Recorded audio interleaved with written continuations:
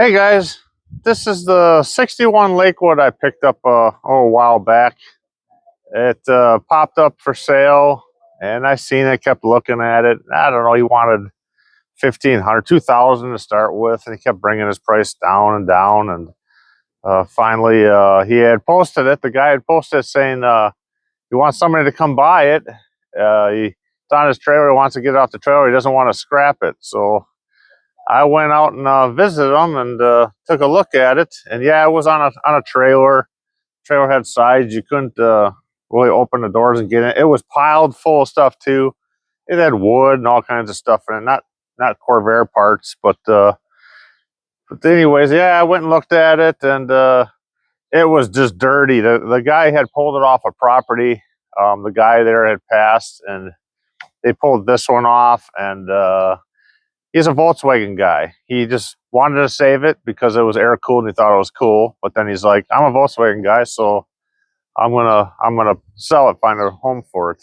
And that's cool that he did that. And they actually got a 60 or 61 Monza. I bought that one too after that from his buddy that pulled that one off. But it had the back glass broken back here, but there was one in there, a new one.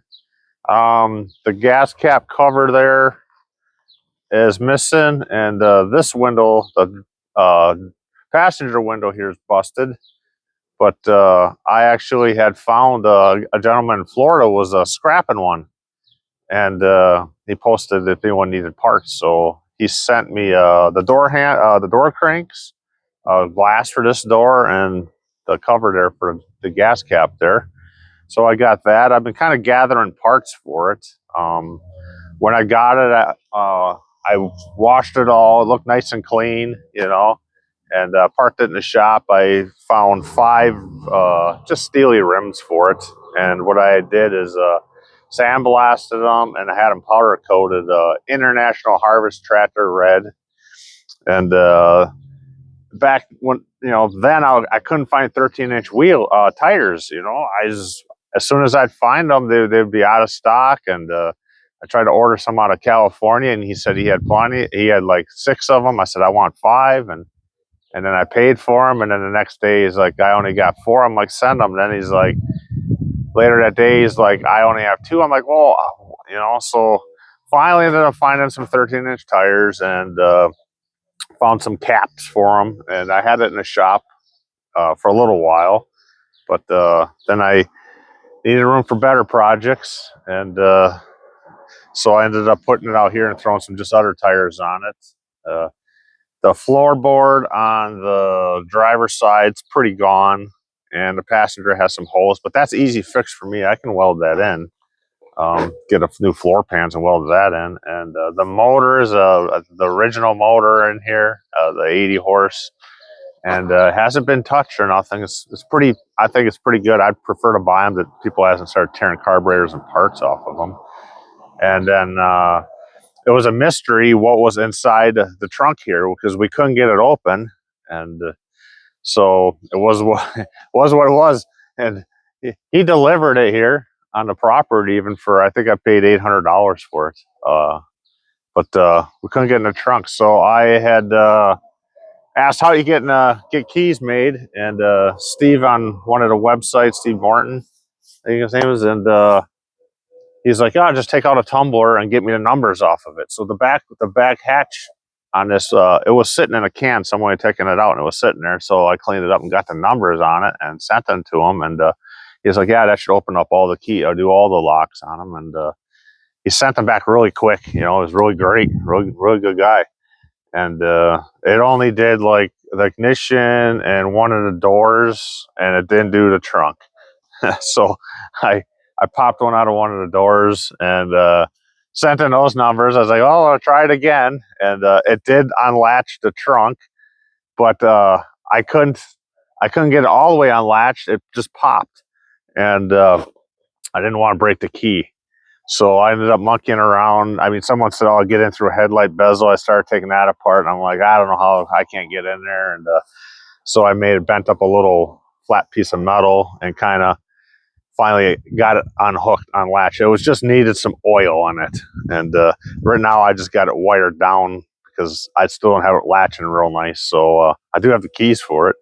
In here there was like 5 or 6 transaxles, rear transmissions and transaxles and parts. I mean, this thing was just squatted down.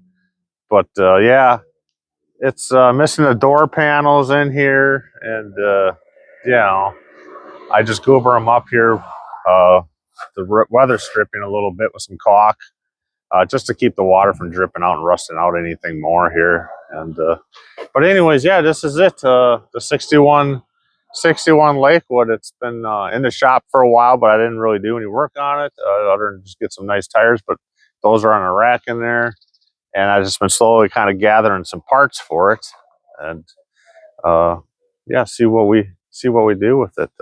We actually got a really cool picture when it was sitting back here after I washed it, and the sun was coming up over the mountain, and it was like storming out that night before, or was gonna storm, so it was all purple, and very cool picture of it. And actually, I think the guy that brought, I think it was a 60 or 61 Monza, 60 Monza I got back there. It's nothing special.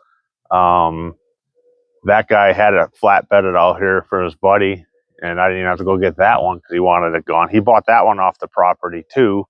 This was this guy's buddy, and that one was supposed to get sent out to somewhere on the Midwest or East Coast or something.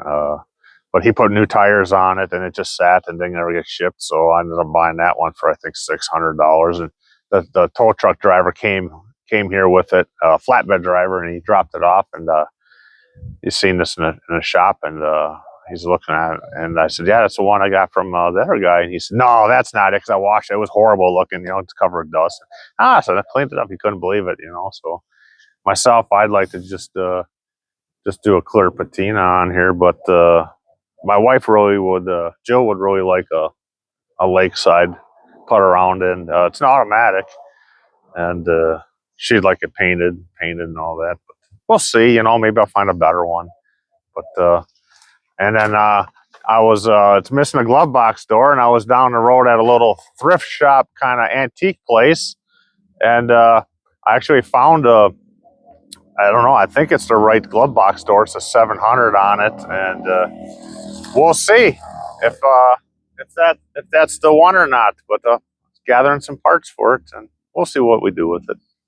So here's the 61 Lakewood, and radio housing there, holder, and we got the glass for the side back here, and that the rear vent, rear tin aluminum cover, and then this is the glove box door I found. I think it's for Lakewood. It's like L700. Looks like there was something right there that's gone, but I only paid like $10 for it at the little antique mall. And here's underneath.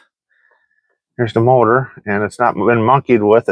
Looks all complete, other than it's missing a little crossover tube that goes to the air cleaners, and I have a bunch of them laying around. But yeah, I mean, and like the tin, the trim around for the window here is off. I think they're going to replace that window, but I think I have those for them. And then the inside, just nothing special. It's missing the door panels, but I think maybe I'll just cut them out of metal on the plasma table and do that. And then because the lights were all nice for it, they were off, but I put them inside the shop, and then I just stuck rubber balls in there to keep the water out, because those plastic just gets fried out here in Arizona. But yeah, that's it. Thanks for watching.